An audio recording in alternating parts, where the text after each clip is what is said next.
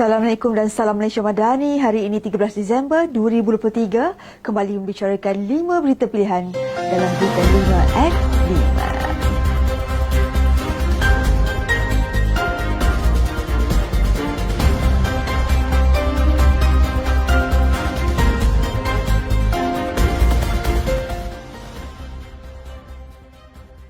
Lima menteri dan 5 timbalan menteri semalam telah mengangkat sumpah jawatan di hadapan Yang di-Pertuan Agong Al-Sultan Abdullah Riyatuddin Al-Mustafa Billah Shah di Istana Negara di sini semalam. Perdana Menteri Datuk Seri Anwar Ibrahim dan isterinya, Datuk Seri Dr. Wan Azizah Wan Ismail turut hadir menyaksikan majlis itu bersama Timbalan Perdana Menteri Datuk Seri Dr. Ahmad Zahid Hamidi. Pada istiadat itu, kesemua mereka melafazkan ikrar sumpah jawatan dan tak setia sebelum menandatangani dokumen rasmi pelantikan dengan disaksikan Ketua Hakim Negara Tun Tengku Maimun Tuan Mat dan Ketua Setiausaha Negara Tan Sri Muhammad Zulkifli Ali. Menteri dan Timbalan Menteri baharu itu mengangkat sumpah jawatan tersebut semalam susulan pengumuman rombakan Kabinet oleh Perdana Menteri Datuk Seri Anwar Ibrahim dalam sidang medianya di Putrajaya pagi semalam. Datuk Seri Dr. Ahmad Zahid Hamidi berkata kehadiran barisan kepimpinan baharu dalam Kabinet Kerajaan Perpaduan akan merancakkan lagi usaha untuk memberikan perkhidmatan yang terbaik kepada rakyat dan negara selaras dengan gagasan Malaysia Madani. Timbalan Perdana Menteri itu turut optimis pasukan dalam Kabinet berkenaan akan bekerja secara berpasukan dalam merajui kementerian masing-masing bagi memperkasakan ekonomi dan meningkatkan kemakmuran serta kesejahteraan buat seluruh rakyat Malaysia. Beliau mengucapkan tahniah dan syabas kepada semua kepimpinan baharu yang telah dilantik dan selesai mengangkat sumpah jawatan ahli Kabinet dan menyimpan rahsia di hadapan Yang di-Pertuan Agong semalam. Beliau yakin kepimpinan baharu ini dapat memberikan perkhidmatan yang terbaik, beramanah dan berdedikasi sepanjang perkhidmatan mereka nanti.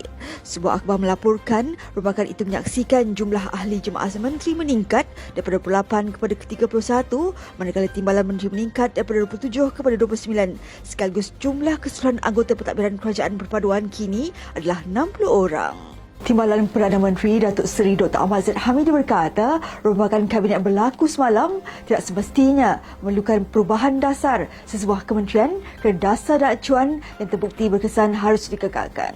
Semalam, Perdana Menteri Datuk Seri Anwar Ibrahim telah melakukan rombakan Kabinet yang pertama sejak penubuhan Kerajaan Perpaduan dalam usaha memperkukuhkan pentadbiran sesuai dengan tuntutan dan keperluan semasa.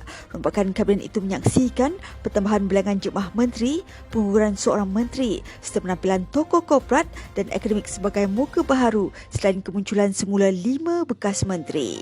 Rombakan itu menyaksikan pertukaran portfolio melibatkan beberapa menteri dan timbalan menteri yang sedia ada. Antaranya Datuk Seri Muhammad Hassan yang berpindah ke Kementerian Luar, Datuk Seri Muhammad Khalid Nordin, Menteri Pertahanan dan Datuk Seri Dr. Zamri Abdul Kadir, Menteri Pendidikan Tinggi. Beliau yang juga Menteri Kemajuan Desa dan Wilayah turut menyarankan kementerian berkenaan untuk berusaha menarik lebih 2 juta pengunjung pada penganjuran Karnival Usahawan Desa seterusnya dijangka diadakan pada tahun 2025. Beliau berkata demikian sempena merasmikan Karnival Usahawan Desa yang turut dihadiri Timbalan Menteri Kemajuan Desa dan Wilayah Datuk Rubiah Wang, di mana beliau sempat menyampaikan sijil penghargaan dan anugerah kepada agensi di bawah KKDW yang terlibat menjayakan karnival tersebut. Ahli Parlimen Tenggara Mansuri Nasib berkata Malaysia kini berada di lasan yang tepat untuk terus maju berdasarkan kerjaan, meningkatkan tata kelola dan menghapuskan ketirisan serta pembazaran kian menampakkan hasil. Ini kerana katanya langkah drastik itu telah diambil di bawah Kerajaan Perpaduan demi memastikan kesejahteraan dan keamanan rakyat terus dikecapi. Beliau melihat kepimpinan Perdana Menteri ke-10 Datuk Seri Anwar Ibrahim sedaya upaya cuba menyentuh semua lapisan masyarakat sama ada dari kalangan belia maupun yang dewasa agar dapat merasai nikmat yang diberikan oleh kerajaan.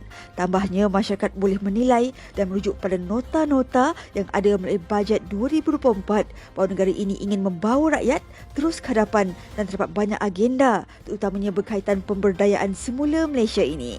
Katanya, bukan sahaja Kabinet harus bekerja kuat, malah rakyat harus bersama-sama dengan Kerajaan Perpaduan supaya benar-benar boleh menyepadukan negara. Bekas Menteri Pendidikan Tinggi Datuk Seri Muhammad Khalid Nordin berkata sambutan setahun bersama Malaysia Madani di Stadium Nasional Bukit Jalil bukan sahaja memberi ruang kepada rakyat untuk bersama-sama dengan agensi kerajaan, malah memperlihatkan sokongan kepada Kerajaan Perpaduan hari ini. Beliau yang turut berkesempatan pada majlis perasmian penutup malam tadi berkata program yang diatur termasuklah daripada Kementerian Pengajian Tinggi sendiri malah turut memberi ruang kepada orang ramai untuk mendapatkan maklumat yang tepat ke IPTA dan pelbagai yang lain. Jelasnya, majlis yang dihadiri oleh ribuan masyarakat ini mencerminkan sokongan padu yang diberikan kepada kerajaan perpaduan yang terbentuk pada hari ini. Beliau yang juga naib Presiden UMNO berharap program Supermam itu dapat meningkatkan pemahaman dan kepercayaan kepada rakyat bahawa kerajaan hari ini berusaha keras untuk kesejahteraan masyarakat keseluruhannya. Sekian sahaja daripada saya, Adibah Ahmad. Jangan lupa temu janji kita di Isnin hingga Jumaat jam 5 petang.